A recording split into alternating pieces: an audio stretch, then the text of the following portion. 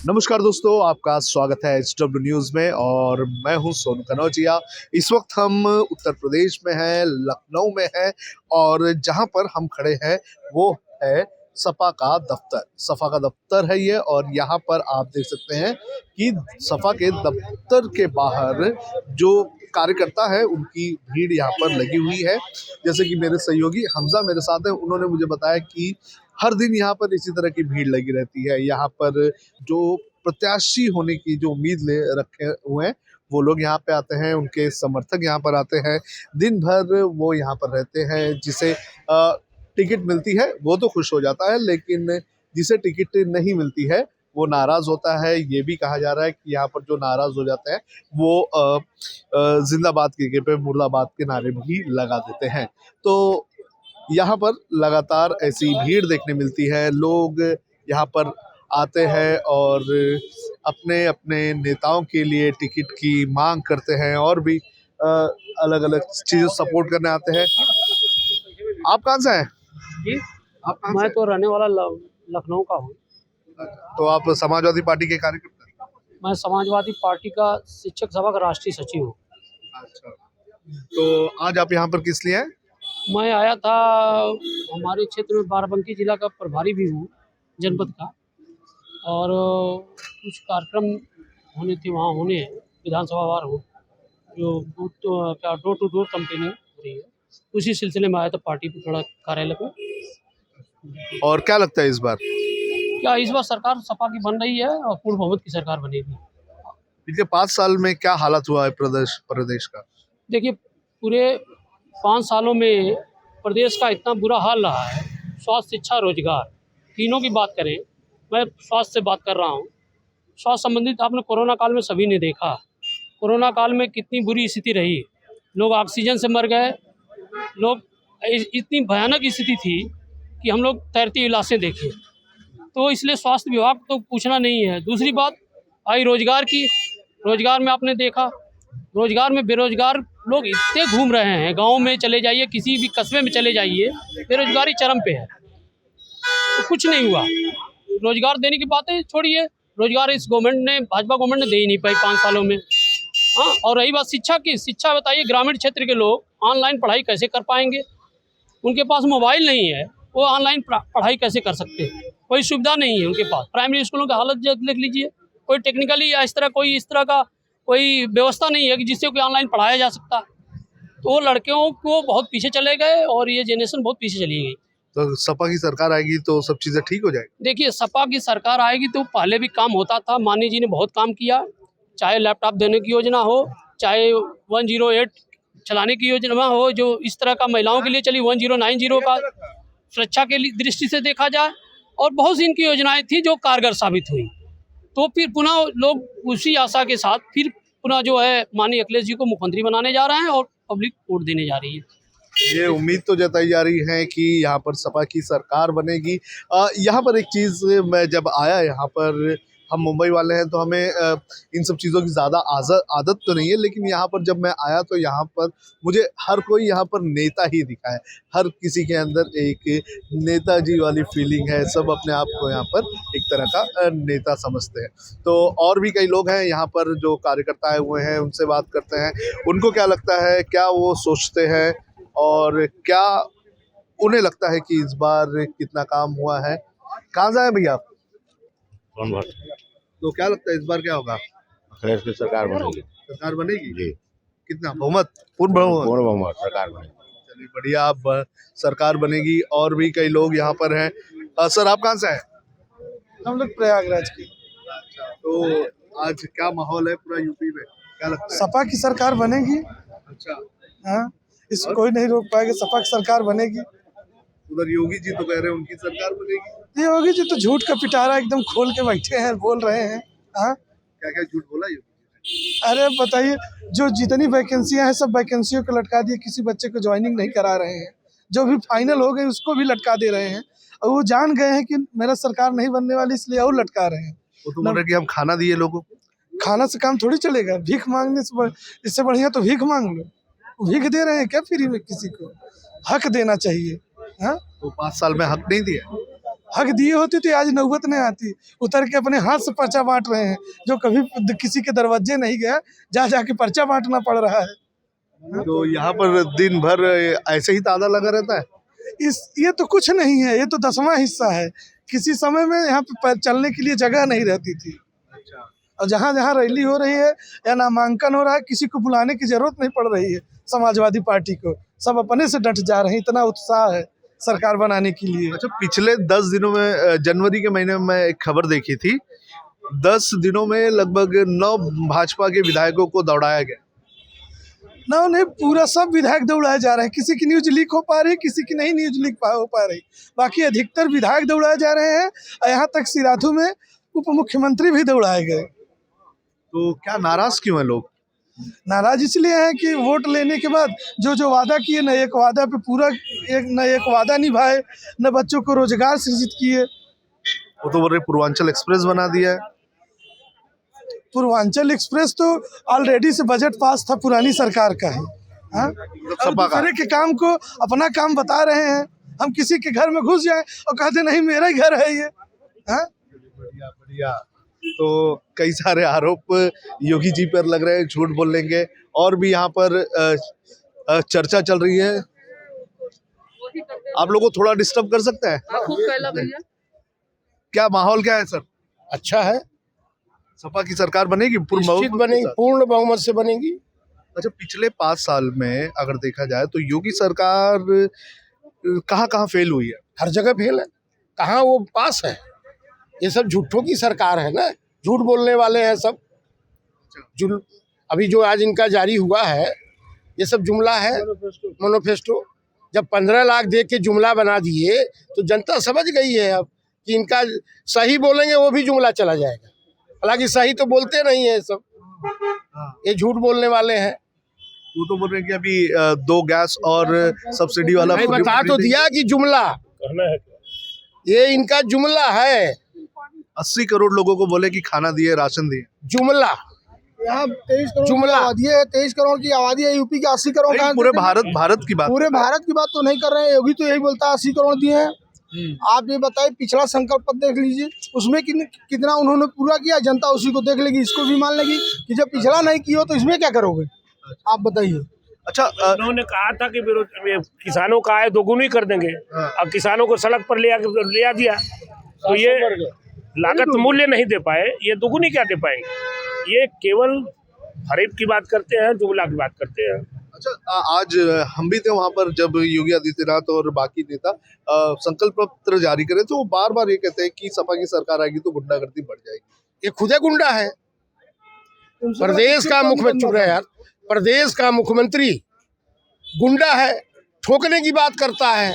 विधानसभा में कहा कि हम दूसरे तरह से भी समझाना जानते हैं, पूरा देश देख लिया। ये तो खुद गुंडा है, दूसरे को गुंडा क्या बनाएगा। हम लोग लाल टोपी पहनते हैं तो सबको बुरा लगता है, ये काला टोपी पहन के दंगा कराते हैं। आज कहते हैं हमारे सरकार में दंगा नहीं हुआ, सब दंगा करने वाले सरकार में बैठे हैं, तो कहाँ से दंगा होगा भैया। तो ये झूठ बोलने वाले हैं, लाशों पे राजनीति करने वाले हैं, हिंदू मुसलमान की बात करते हैं, ये झूठे लोग हैं। बाकी डेवलपमेंट के नाम पे तो बहुत चर्चा हो रही है यूपी की। क्या डेवलपमेंट? अच्छा, कहाँ विकास हुआ, आप बता दो कहाँ विकास हुआ। योगी जी तो बड़े बड़े पोस्टर लगाए हुए हैं। आप कभी उनसे पूछ ले तो जो बता देंगे विकास हुआ है। सारा पैसा ये विज्ञापन पर खर्च कर दिए, सारा पैसा। गरीबों का क्या हाल है यहाँ पर? गरीब सड़क पर आ गया है, गरीब सड़क पर है। वो 5 किलो से गरीब का पेट थोड़ा भरेगा, तो कितना किलो से भरेगा? वो लंबा परिवार है, वो उनको नौकरी चाहिए, किसानों को सुविधा चाहिए। तो इस बार कितना सीट आ रहा है? सरकार बनाने जा रहे हैं 300 के ऊपर। अच्छा, चलिए बढ़िया। मैडम, आपको क्या लगता है कि महिला सुरक्षा को लेकर यूपी में क्या हाल है? हाँ, महिला सुरक्षा को लेकर तो बहुत अच्छा हाल है यूपी में, क्योंकि यहाँ पर महाभारत पुनः फिल्माया गया था पंचायत के चुनाव में, और हाथरस, झांसी और कानपुर गवाह है इस बात का। प्रयागराज, मिर्जापुर, इतने बलात्कार हुए। स्वामी चिन्मयानंद ठाकुर और सेंगर उन्हीं के पार्टी के नेता है, घूम रहे हैं बलात्कारी खुलेआम। तो अच्छी सुरक्षा व्यवस्था तो है ही है। एक तड़ीपार है, दूसरा 53 मुकदमों का माहिर है, दंगाई है, बलवाई है, डिप्टी हो चाहे मुख्यमंत्री हो, तो सुरक्षा व्यवस्था तो अच्छी रहेगी। ठीक बात कह रहे हैं कि बेटी पढ़ाओ और बेटी पटाओ। माननीय प्रधानमंत्री जी ने कहा बेटी पढ़ाओ बेटी पटाओ, तो अच्छा से स्लीप पटा ऑफ रहे टंग हैं। हो जाता है, कभी कभी मुंह से हाँ, निकल जाता नहीं है। जो मन में रहता है वो होता है, क्योंकि ये जो है आरएसएस की फैक्ट्री से निकलने वाले लोग हैं और इनके पास परिवार तो होता नहीं है, तो एक तो बार- उसका कई बार दर्द तो नहीं आप जानते। लोग आपके नेताओं नहीं, से भी निकल जाता है, लेकिन परिवार, आपके पास परिवार है ना, तो 230 रुपए किलो कड़ुआ तेल खरीदिए, 100 रुपए पेट्रोल खरीदिए, 90 रुपए डीजल खरीदिए। रसोई गैस 400 की थी 2014 में, अब कितने की हो गई? 1000 की हो गई। तो रसोई गैस को माननीय प्रधानमंत्री जी ने कहा कि जब जाना वोट देने तो प्रणाम करके जाना। अब प्रणाम करके क्या 1000 रुपए के सिलेंडर को नहीं जाएंगे? जाएंगे ना, उसको भी प्रणाम करके ही जाएंगे वोट देने। हाँ बिल्कुल जाएंगे। महंगाई 100 दिन में कम, 100 दिन में कम हो गई क्या महंगाई? आज बड़ी बड़ी बात कर रहे हैं, कहाँ गुंडागर्दी कम हो गई? टेनी मिश्रा थार से कुचल दिया किसानों को, और टेनी मिश्रा आज लेकिन उनके बेटे जिनके ऊपर आरोप है वो तो अंदर ही है ना। लेकिन भड़काया तो टेनी मिश्रा ही ने था ना।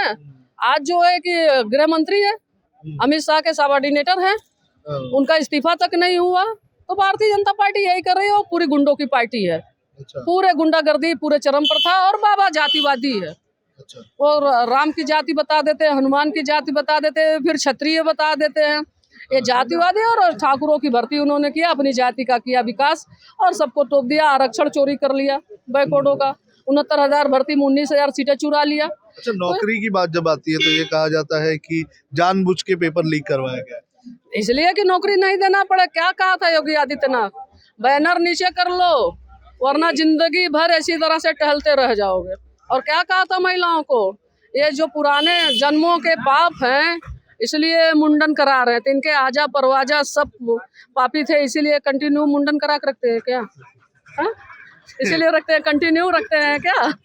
ये काफी बड़ी बात आपने कह दी। सबके पास कोई ना कोई इशू है, सबके पास मुद्दू। जी, हाँ। नई बोतल में पुरानी दारू भर दी गई है।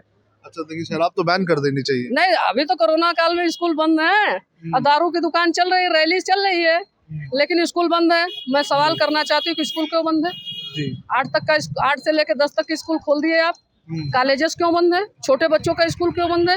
ये शिक्षा विरोधी लोग हैं, ये शिक्षा विरोधी, ये गाय गोबर पर काय करने वाले लोग हैं। लेकिन वो तो बोल रहे हैं कि ऑनलाइन पढ़ाई को बढ़ावा दे रहे हैं।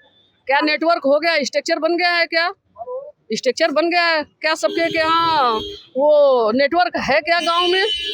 जो जिसको 5 किलो ये गेहूं खिला रहे हैं उनके यहाँ क्या 700-800 रुपए नेट पैक भराने के लिए है क्या? सवाल तो ये भी है। जी। तो ये कौन सी सरकार चल रही है? गर्मी सर्दी पहले बाकी का सेटअप किया जाए, बाद में ऑनलाइन। पहले स्ट्रक्चर खड़ा करो ना। मिड डे मील खिला रहे हो, फिर अगर उनके पास 700-800 रुपए है नेट भराने के लिए, तो इसका मतलब कि आप झूठ मूठ में अनाज खिला रहे हो। जी। अनाज फ्री का खाने की जरूरत क्या है? तो ये झूठों की सरकार है, इनके पास लोला बहुत तगड़ा है, ये लोले से काम करते हैं। बस बकते रहो, भूखते रहो। गर्मी सर्दी शिमला, ये कोई काम नहीं करेगा तो क्या करेगा? लेकिन ये चलने वाला नहीं, रोजगार चाहिए, तो महंगाई की कमी चाहिए। इस बार सरकार आपकी बनेगी? इस बार सरकार पूर्ण बहुमत की बनेगी। सवाल महंगाई का है, सवाल रोजगार का है, सवाल नौकरी का है। माननीय अखिलेश जी ने कह दिया कि हम 300 यूनिट बिजली फ्री देंगे, 22 लाख IT सेक्टर में नौकरी देंगे, पुरानी पेंशन बहाल करेंगे, सिंचाई फ्री करेंगे। उन्होंने कह दिया उनके तो ये तो आज संकल्प पत्र में योगी जी भी कहे थे। वो 5 साल से क्यों नहीं किए? सिंचाई कम क्यों नहीं किए? उत्तर प्रदेश की बिजली सबसे महंगी है, कम क्यों नहीं किए? ये स्कूटी क्यों नहीं दे दिए पहले? क्या बुंदेलखंड में इन्होंने कार दे दिया? तो पढ़ लीजिएगा पुराने संकल्प पत्र में इनके। तो ये इनका संकल्प पत्र नहीं है, इनको ठोको वाला है कि सत्ता किसी तरह मिल जाए तो ठोक देंगे। लेकिन इस बार योगी आदित्यनाथ को ठोक कर और वहीं चिलम में गाजा फूटे। विकासवादी पुरुष चाहिए अखिलेश यादव जी, माननीय अखिलेश यादव जी विकास पुरुष महिला बता रही है।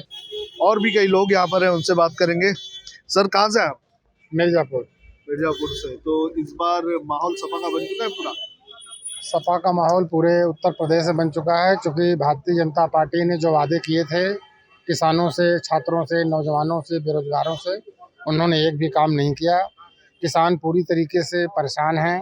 उन्होंने कहा 2022 तक किसानों का इनकम दूना कर देंगे, किसानों का इनकम आधा हो गया।